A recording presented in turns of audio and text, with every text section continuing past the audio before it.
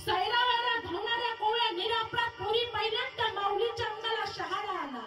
तिने स्वतःच्या पुण्यनगरीतला महाल सोडला, घोड्यावर बसली, टाच मारली, लगाम खेचला.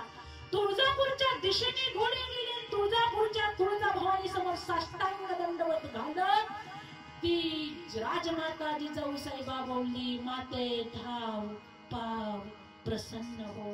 हिंदवी स्वराज्य अबाधित ठेवण्यासाठी कुणीतरी अवतारी पुरुष तुला जन्माला घालायचा आहे.